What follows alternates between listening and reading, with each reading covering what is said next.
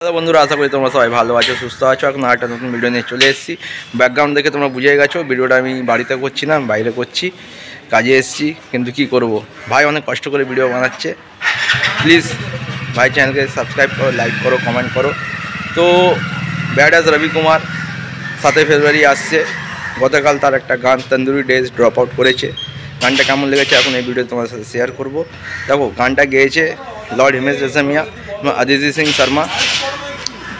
আর যদি ভিজুয়ালে বলি, আমরা সানি লিওনকে আবার দেখতে পাচ্ছি। গ্ল্যামার মানে এই গানে প্রচুর। আর মিউজিক নিয়ে কোনো কথা হবে না, যেখানে হিমেশ রেশমিয়া আছে সেখানে মিউজিক নিয়ে কোনো কথা হবেই না। যদি ভিজুয়ালের কথায় আসি, সানি লিওন আর হিমেশ রেশমিয়াকে একদম পুরো আগুন লাগছে।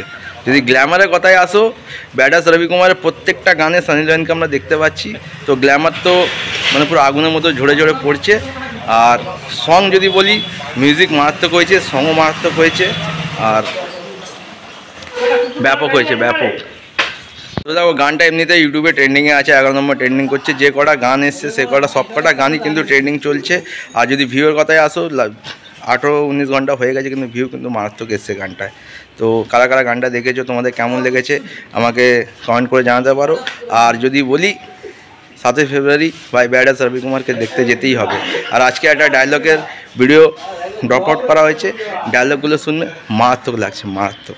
আপাতত এইটুকুই। যদি ভিডিও ভালো লাগে লাইক করো, কমেন্ট করো, শেয়ার করো। দেখা হচ্ছে একটা নতুন।